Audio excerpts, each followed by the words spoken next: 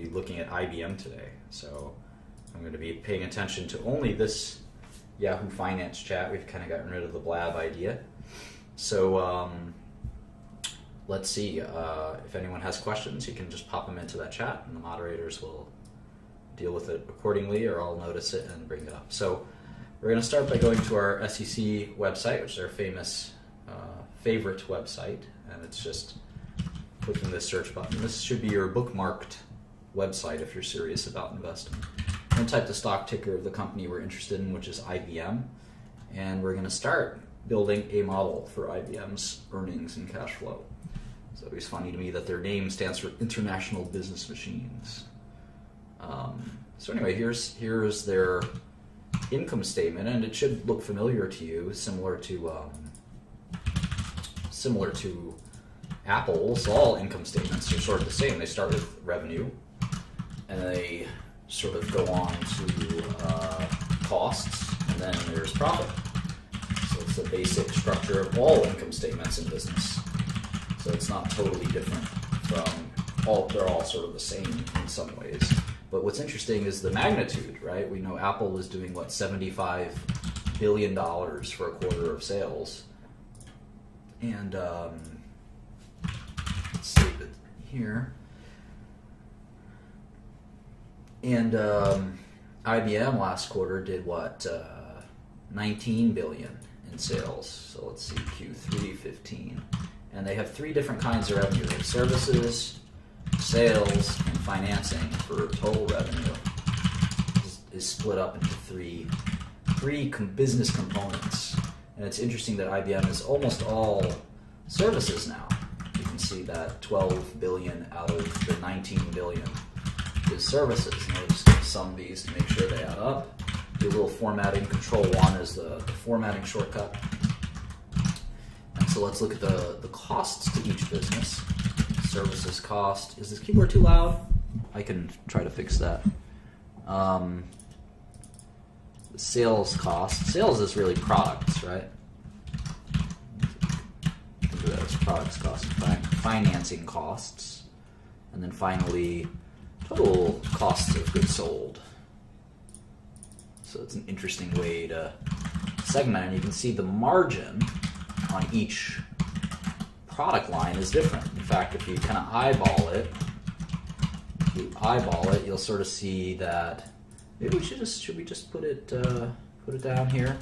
Services gross margin, sales gross margin, financing gross margin. How do we do that? We'll see how that goes. So let's see, sales gross margin is 4.2 billion. So even though the bulk of the sales are coming from services, you guys should see that the product line is much more profitable. There's actually most of the profits are coming from the products. And the financing is pretty small.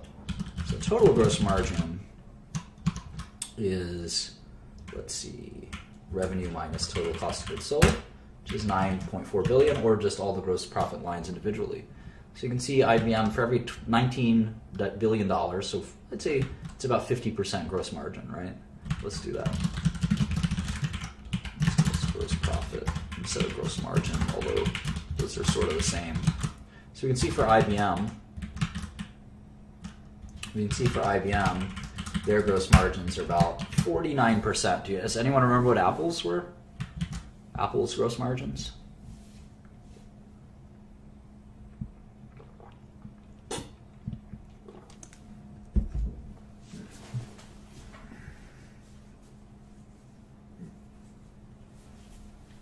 Come on.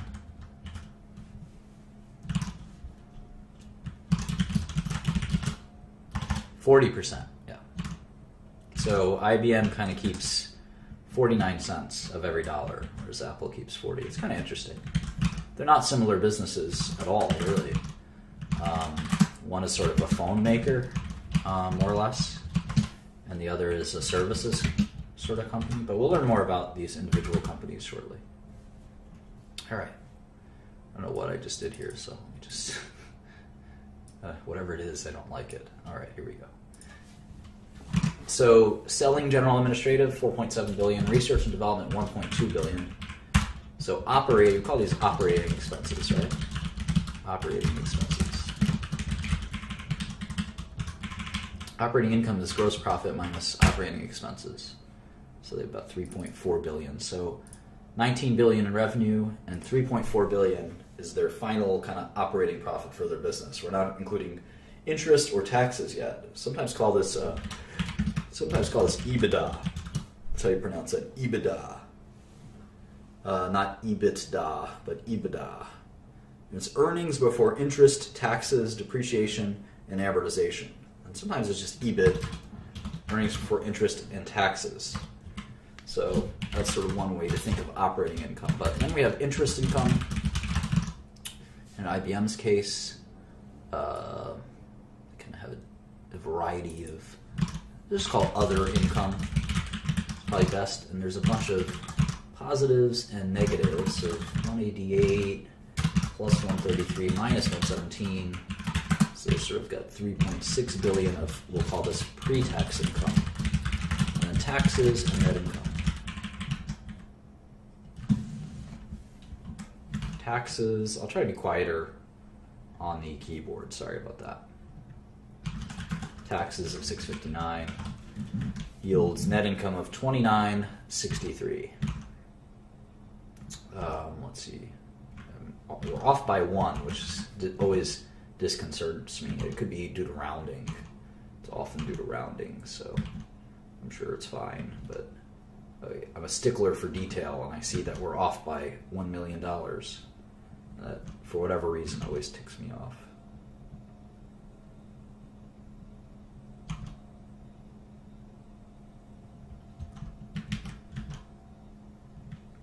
Well, we'll have to live with it. So, IBM made $3 billion last quarter. $3 billion last quarter. They have 975 million shares outstanding. In fact, we didn't do that. The first thing we typically do is we dive right into the model. The first thing we typically do is look at our basic 6 properties of a company. So why not do that now? What's the stock price of IBM? You can go to Yahoo Finance. I'm just going to go on Bloomberg because I have it open. Stock price of IBM is $137 per share. How many shares do they have outstanding? Well, it's on the first page of the 10Q, but it's also oftentimes in the balance sheet. Here it is, where they have 2.2 billion shares issued and 1.2 billion shares in their treasury that they've bought back. So you have to subtract those two, and you get 970 million shares outstanding, at least as of the end of Q3 15. So the market cap is obviously the product of multiplying the two. There's 970 million shares. So the total value of the company is those 970 million shares times the price per each share, which is 137. And so the value of the company is $133 billion, which is, what is that, about 1/5, right, of Apple. So Apple could buy IBM pretty easily. How about cash and debt? All right, cash looks like they have $9.48 billion and then 88 million in securities. So I include that 88 million. They have accounts receivable, financing receivables. That's interesting. Financing receivables. How do we treat those? Interesting. I think that they're not really receivables in many ways. So we're going to ignore those in terms of cash. Long-term financing receivables, etc. They have some investments in sundry assets. I don't like to include that, but it could be another $5 billion in cash right here. So let's just leave it at around $9.5 billion of cash. How about debt? Here's a big slug of debt, $32 billion of debt. So they have a little bit of leverage, as we like to say. They have debt. Here's a short-term debt, $7.5 billion. The total of $40 billion in debt. So they definitely have used debt. So the enterprise value is much bigger than the market cap. The enterprise value is $163 billion, while the market cap is $33 billion, which is, I think, interesting. Any amount of income this company makes, let's say they made $10 billion in any year, it actually would take you 16 years to get your money back. But if you use the market cap, it would be 13 years. But the real answer is 16 years because you have all these lenders you have to pay. On a cash-free basis, right, there's negative $30 billion of cash.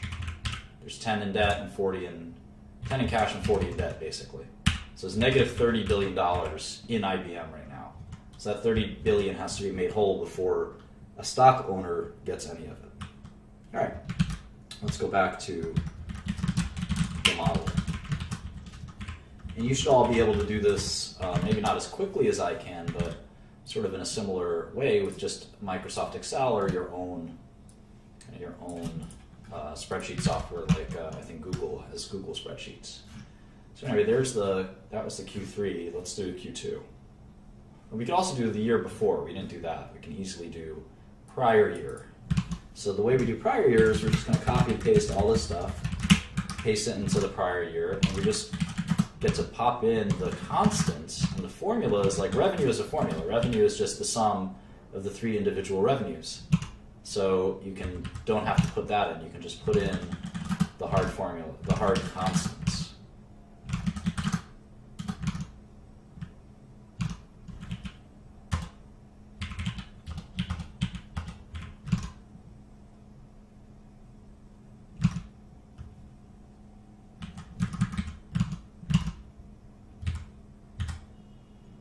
Sorry, I don't know why I'm so confused.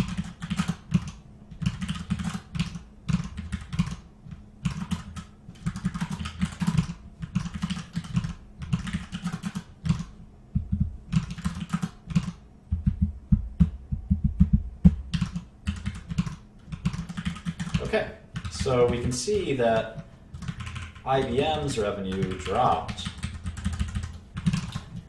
14% year over year. New divided by old minus 1 gives us change of 2 figures. So new is M6, 19 billion. Old is I6, 22 billion. And expressed as a percentage, that's negative 14%.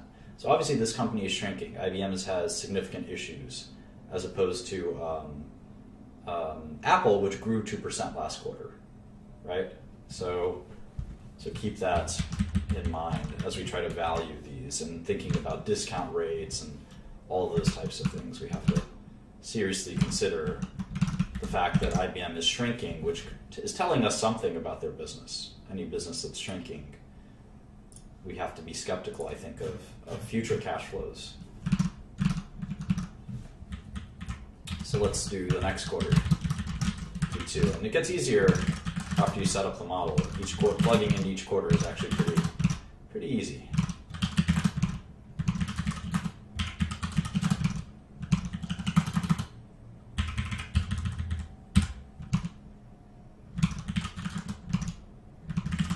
This terrible toothache.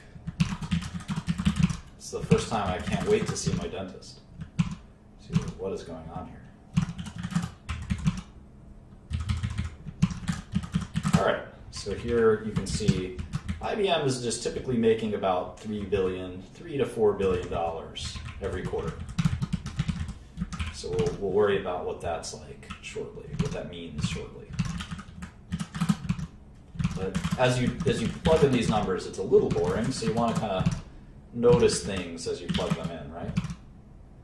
You want to notice things like that. And this is why I like to do it manually. It's because you get to learn a bit about the business as you do it manually. You really get to kind of appreciate the numbers on a different level than if you had a computer fill it in or you copied and pasted it or something like that. I don't encourage you to do that. I think it's important that you kind of get to feel the numbers, if that makes any sense. Trust me, it's true.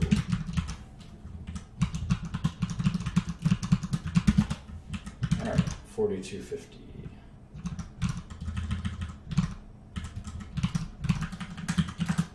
All right, so we can see here that they have been shrinking 2 quarters in a row now. 2 quarters in a row now. Margins have been pretty steady around 50%. Pretty steady. You might ask why I'm ignoring a few of these things, like loss from discontinued operations or the difference between basic and dilution shares. You can always ask those later during Q&A. Obviously, if I'm ignoring them, it's somewhat safe for you to ignore them too. All right, one more quarter here, Q1.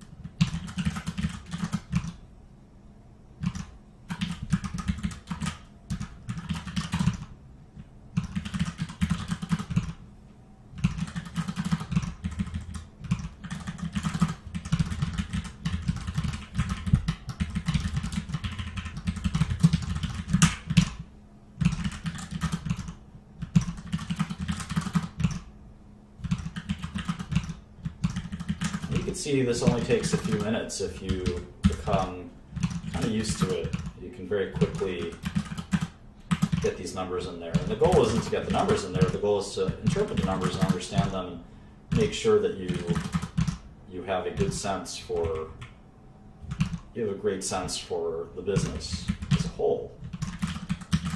It's kind of interesting. In Q1, IBM only makes about $2 billion. You can see that, $2.5 billion. So on average, they're making about, you can see the average button here, $3.2 billion per quarter.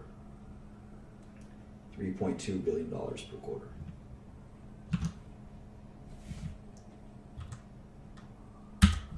All right.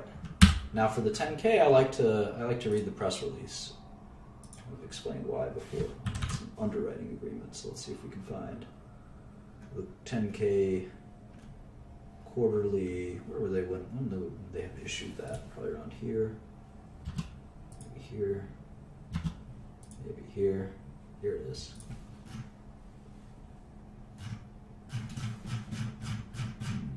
Maybe not.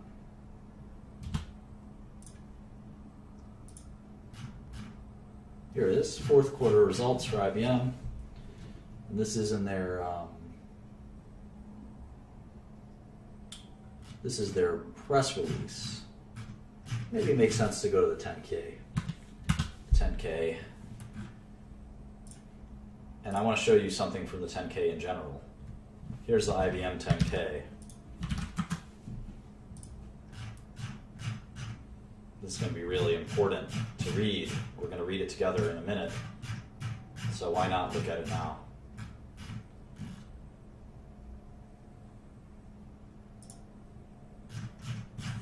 They have the sort of two parts of the 10K. A lot of companies have been doing this lately. Not the bylaws, but here it is. Kind of separate parts of the 10K that they separate into links. It's a little annoying. Now you see why I like to go to the press release for the 10K. For the fourth quarter, I should say.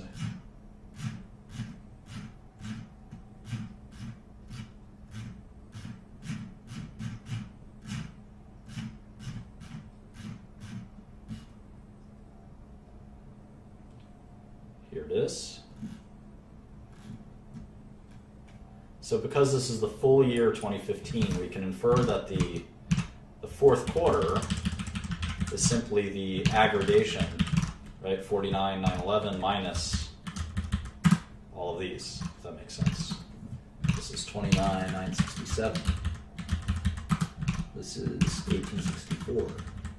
And if we subtract, if we add all these up, we get 22,058. And for the full year, it's 81,742, which is just about the same as their 10K, but perhaps a rounding error in there of $1 million, not a big deal.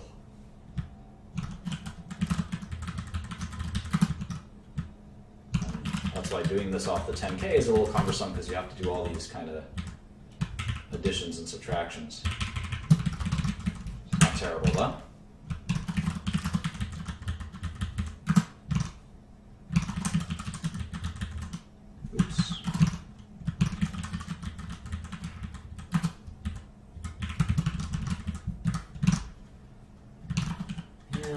Done.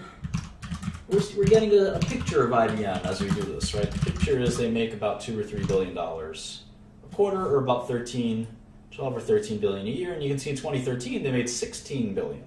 They made 16 billion. Why does this all matter? Well, we'll get to that in a second.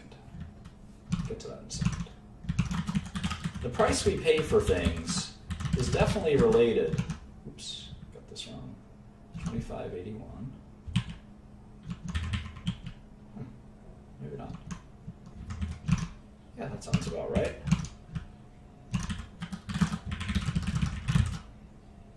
No, I still got a little off here. Let's see. There it is.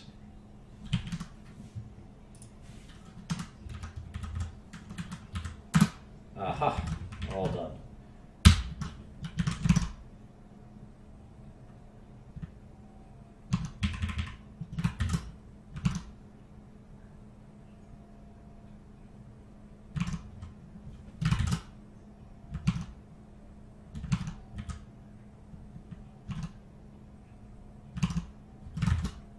Perfect, okay.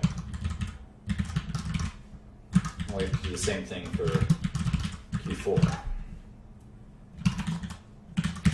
And then we'll be ready to do some analysis. But obviously the price we pay for assets is directly related, obviously, to the amount of cash we get out of those assets. If I told you I'd pay you $1 a year, we determine the value of that to be something like $25 a year forever. If I told you that you could buy that for $10, you'd be very excited because it typically would go for $30 or $25 or thereabouts. The same thing applies to equities. We want to get the most bang for the buck. And we can do that by evaluating the cash we kind of expect to get as a shareholder from a company, like an IBM. And we do that with our NPV calculations. So we're almost done plugging and chugging here, and you can see how a professional investor would start to try to value a company like IBM.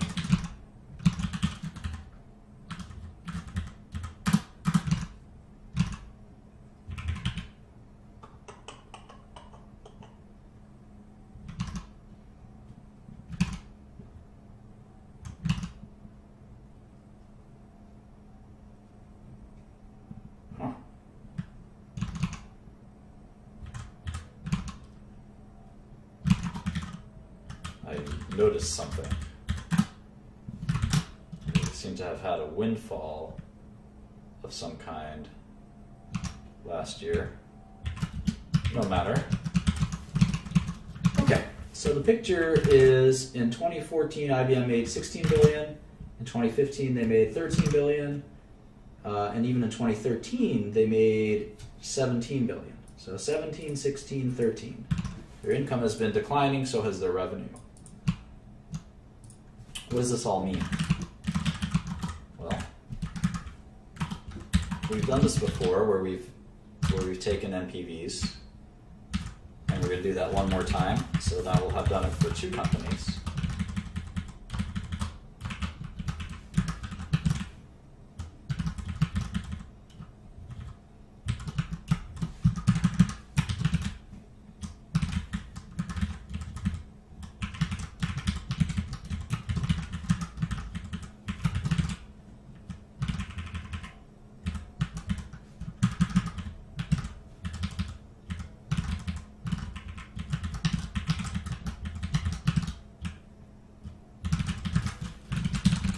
There's the 13 billion I mentioned. And so now what will IBM grow in how will they grow in 2016? You can see that they've been declining about 10% a year. So let's assume, for argument's sake, that they'll decline 10% a year even further. So times 0.9 would give us that 10% a year kind of decline. I mean, I assume that it will slow down at some point, right? Like maybe they'll start declining 5% per year. It seems pretty crazy if they were to decline that much every year, right? How about gross margin? You can see it's been 50% since as far back as we can look, right? So let's assume it'll stay at 50%. Gross profit times 0.5. And the margins should go down as revenue goes down, right? Typically. Well, let's assume that for now.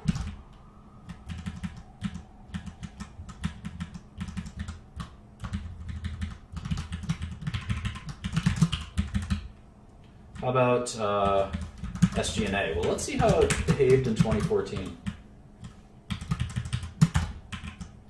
You can see that it dropped. You know, as your revenue drops, you have to cut your costs usually, right? Typically.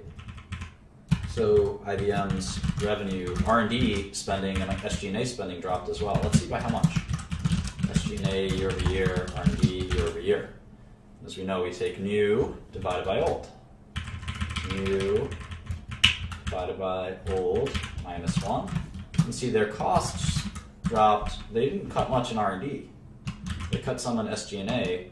Let's see how much their revenue fell. It's obviously a dangerous thing. When your revenue is falling faster than your costs, your profit will really start to fall. And you can see that's kind of what happened here. You can see that the revenue dropped 12%. They cut their SG&A by 12%. They didn't cut their R&D by 12%. They only cut it by 3%, which I think is somewhat telling. Okay.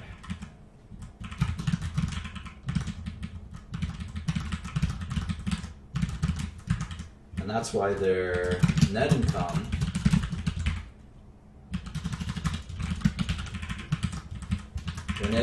fell by 15%. See, the revenue dropped by 12%, but their net income fell by 15%. Very interesting. And now we're going to forecast their revenue dropping by about 10% and then about 5% a year. So how would their costs decline? I'd say they cut their costs in a similar fashion, but maybe not R&D. So let's assume their costs drop by 10% a year, and it just matches the decline in revenue. Let's assume that. Other income will grow because their cash should build up over time. We'll talk about how to treat that in a second. Taxes, well, we can tell what their tax rate is just by doing taxes divided by pre-tax income. Let's see how much taxes IBM pays. Shocker, they pay 21% of taxes, or even less. On average, they pay about 19% tax rate. So let's see, if Hillary Clinton wins, maybe that tax rate will bump up. But for now, let's assume it's a 20% corporate tax. A lot lower than average person pays, of course. So there's our income stream. So now what do? We forecasted income from 2016 to 2030. What can we do with this? What do you guys think?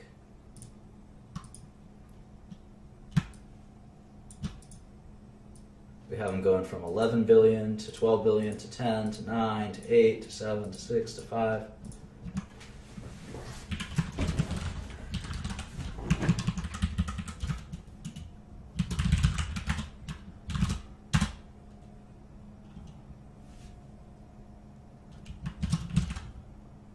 Yeah, we could start to get the terminal value and things like that. So maybe they'll drop 5% a year in perpetuity.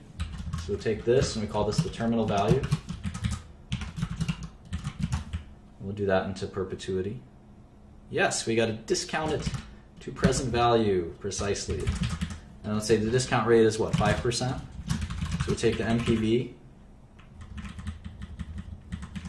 from 2016 onward. Enter too few arguments. Bollocks. Let me do it again. There you go. Discount rate. All right. We got 100 billion, 110 billion. How about the cash? We got to include cash. There's negative cash at IBM. So the net NPV is 81 billion, and that means their share price is what? $84 a share, and the current share price is $134 a share. So our model is telling us that the shares should be at 84, but right now they're at 137. So that means that the stock could be a short. It could be 40% more downside. 40% more downside. But we're also assuming that IBM has a really bad time growing. They continue to shrink and shrink and shrink. Well, let's see how much they have been shrinking. Let's see how much they have been shrinking.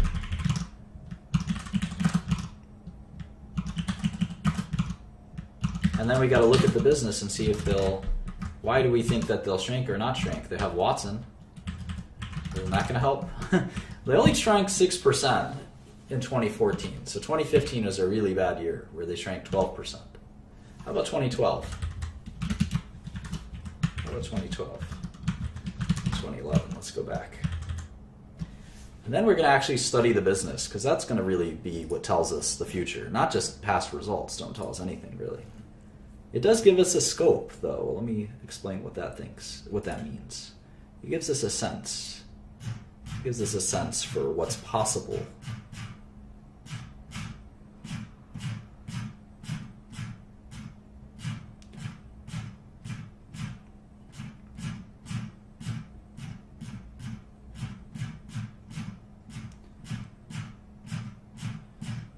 Come on. Here it is. All right.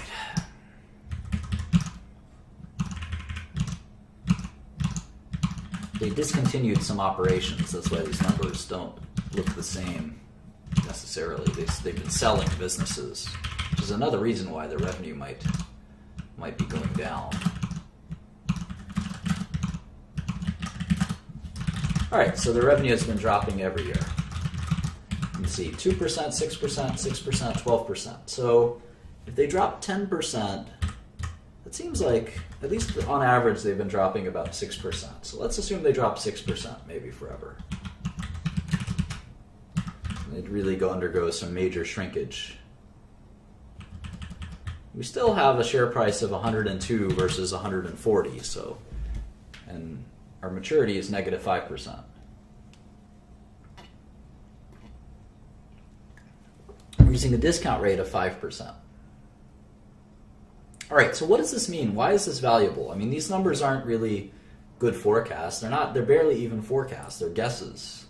So are these numbers. So the cash flow numbers we're putting into this net present value machine are not really that valuable, or are they? I think they're actually very valuable. So what we can do is we can actually reverse engineer what the stock market thinks. This is my favorite part of finance. If we put in that negative 5% in here, if we put in negative 5% revenue growth and a discount rate of 4.5%, we can get a share price that's almost exactly the same as the current stock market price. So what that tells us is that this is what the stock market thinks will happen to IBM. If the numbers are better than this, the share price will go up. If the numbers are worse than this, the share price will go down. But right now, this is the break even, if you will. This is what people think. This is what the stock market, which is a consortium of minds and actions, this is what the stock market thinks will happen to IBM. It'll hold its gross margins at 50%. It'll hold its tax rate at about 20%. Its revenue will drop 5% per year forever. It has a discount rate of 4.5%, which is a very low discount rate. Let's see what that IBM debt is yielding. Let's see what that IBM debt, 10-year debt. IBM 10-year debt. Oops, pull up the European debt. IBM 10-year debt yields, oops. 1 minute.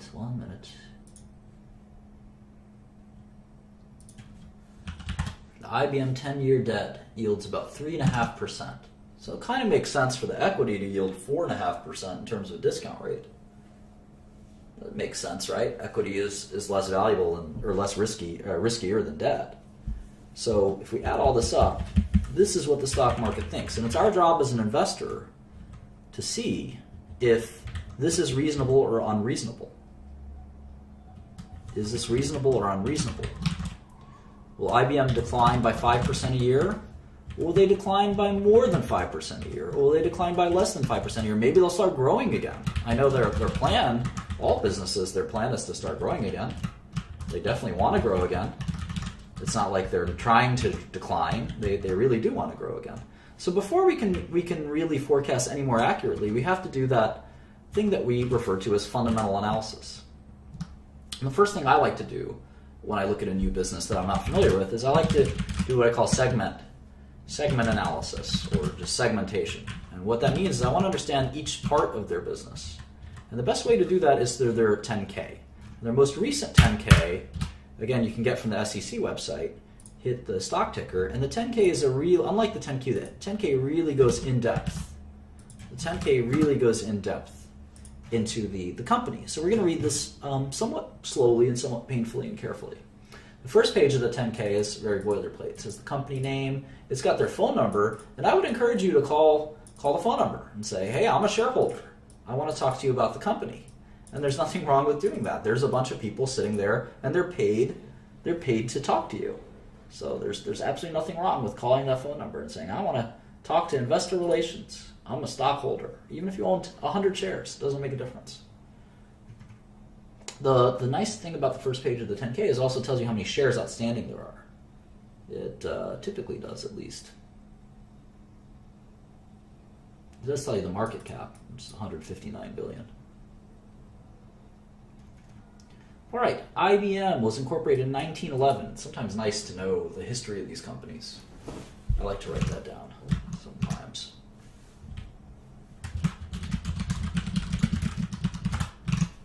Incorporated in 1911. It was called the Computing Tabulating Recording Company, CTR. Funny.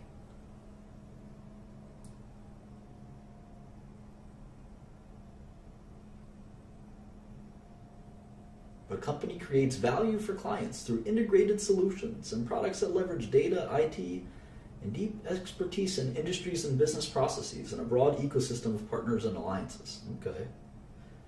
IBM solutions typically create value by enabling new capabilities. A lot of corporate speak here, not very direct.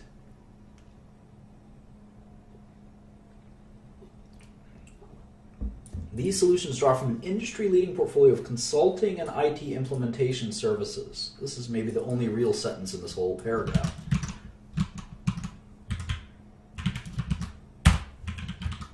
Industry-leading portfolio, we can remove that. That's corporate speak.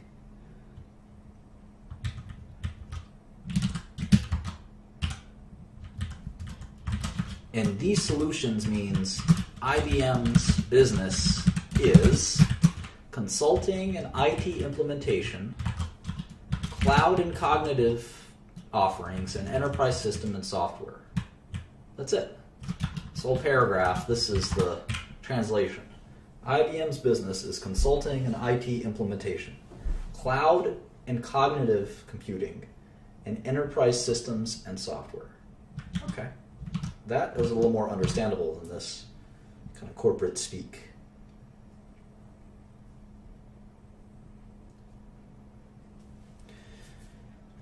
In 2014, the company's strategic imperatives were declared around the three main forces of behind quote-unquote digital: big data and analytics, cloud, and engagement. Not sure I understand what that means exactly. Since 2010, IBM has invested $30 billion, built out the IBM Cloud on a global scale, established the Watson Group, announced 50 acquisitions, including the landmark alliance with Apple to bring mobile to the enterprise. Okay. As IBM's clients transform, digital itself is not the destination, but a foundation to create a truly cognitive enterprise. So we use the phrase enterprise often in business to mean businesses, as opposed to the consumer. The enterprise is other companies. So IBM is mostly an enterprise software and services company. They don't sell to consumers. There's no IBM computer you can buy. You'll never interface with IBM as a consumer. So keep that in mind. They sell to big businesses like JP Morgan and Walmart. IBM is emerging as more than a hardware, software, and services company. That's kind of BS. Transforming into a cognitive solutions and cloud company. Cognitive, advanced analytics and key data, cloud platform, industry focus, IBM's Watson. Can see and analyze the massive amounts of data that have been previously been invisible to computers and enterprises. It's all kind of bullshit to me. Cognitive systems are not programmed. Like humans, they learn from experts, from interactions, and from big data. Ultimately, they can augment human intelligence, allowing individuals to make more informed decisions. Bluemix. Building cognitive apps through Watson Developer Zone on Bluemix. I'm going to write that down. So model is a good place to take notes. You can write down all your notes in the model. And some of my models are hundreds of pages of notes on businesses that I've followed for decades. Never really followed IBM, so now's a good time to start.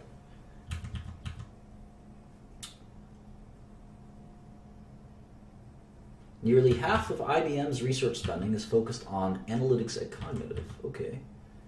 IBM's leading-edge cognitive technology is only the starting point. The company is developing entirely new solutions businesses around cognitive. The Watson Health Unit was formed, the first business unit designed around an industry. Watson Health will integrate cognitive solutions that help doctors diagnose and anticipate disease. Well, I know something about that. The Internet of Things. 9 billion Internet-connected devices.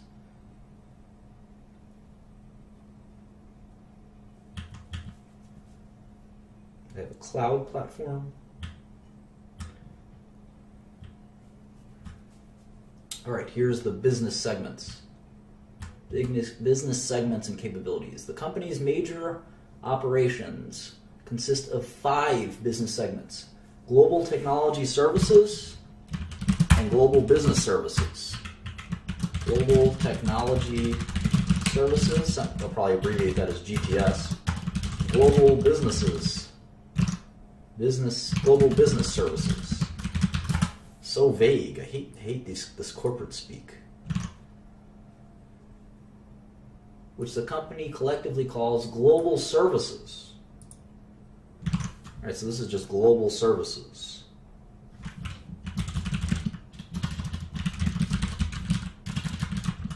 Wonder what the difference is. Alright, so they have the services business, the software business, systems hardware,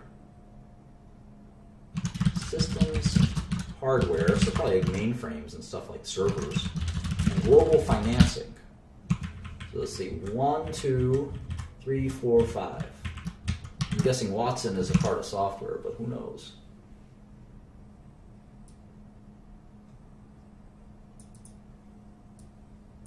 Global services, critical component of the company's strategy of providing IT infrastructure. The solutions include IBM software and systems as well as other suppliers' products. 60% of services segment is an annuity-based, coming primarily from outsourcing and maintenance. GTS provides IT infrastructure services.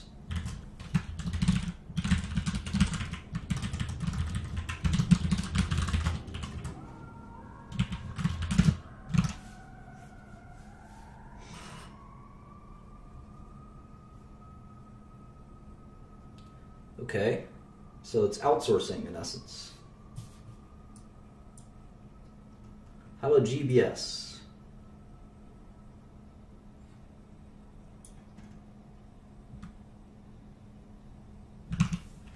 Software is easy, but it's middleware and operating systems. IBM has a bunch of software, good software actually. WebSphere is one of their major pieces of software. Watson is another. Let's move Watson under software.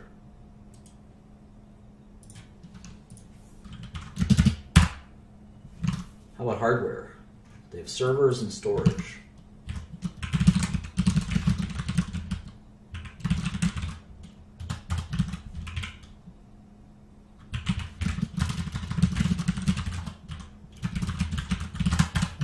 Financing is pretty obvious, right? It just helps their customers buy their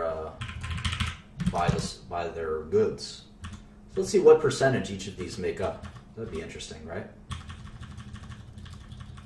That's what I mean when I say I want to look at the segment analysis.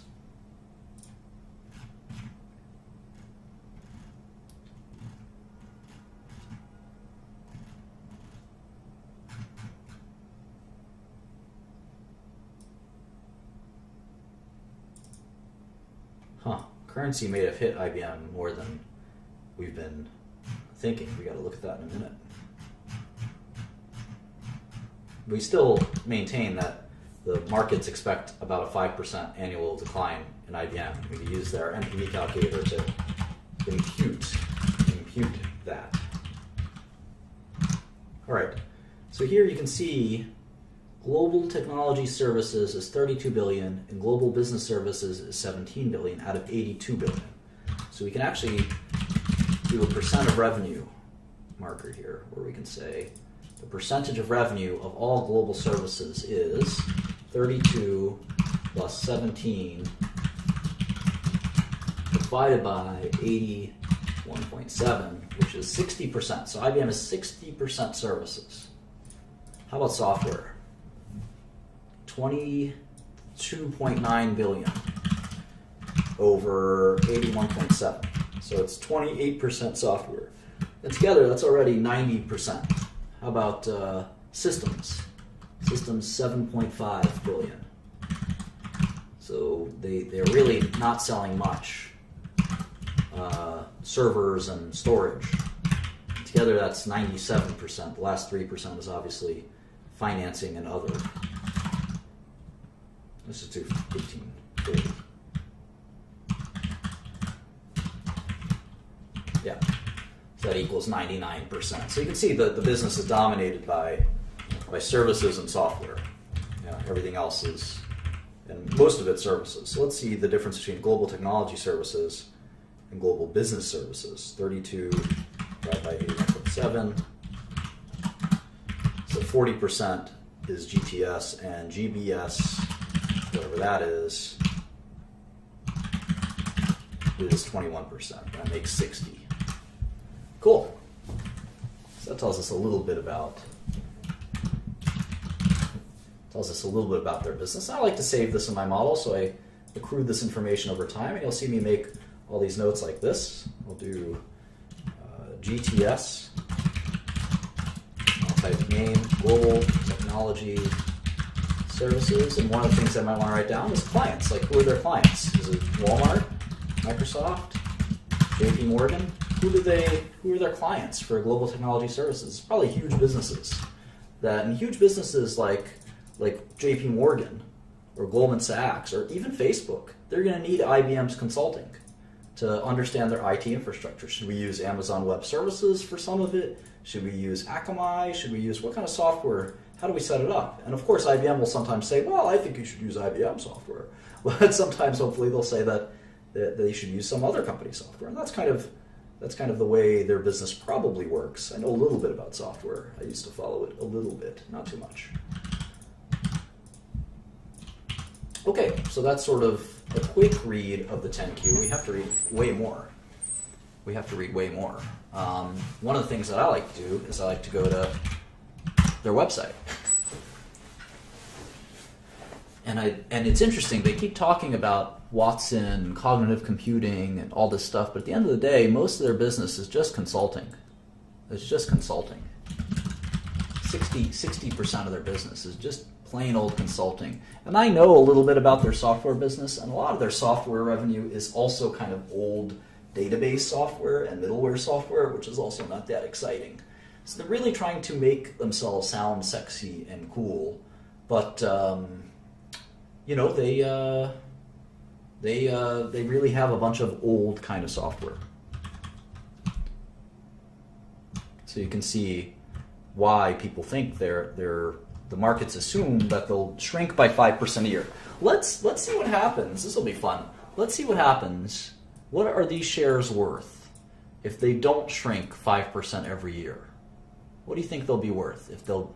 Right now the shares trade for $138, and our calculator, our model, which I'll upload to the share drive after, our model tells us that if that's the case, they'll have to shrink 5% a year to be worth $137. So maybe, let's see what happens if they have 0% growth. In other words, they keep their business flat. So they don't shrink from 82 billion to 37 billion from 2016 to 2030, and we'll keep the terminal value shrinking at 5%. Let's see what happens if for 15 years they can hold their ground. I wonder what happens. I have to change this to 1. I wonder what the shares would be worth. Wow, the shares would be worth $335 per share. Almost triple. Almost triple if they could just hold their revenue every year. Pretty amazing. But if they held their revenue every year, their costs probably wouldn't drop every year. So we probably have to fix that. That's an error. Let's assume they have the same costs every year as well. All right, that's a little more reasonable. That's a little more reasonable. It's not a double or a triple. It's a 30% gain.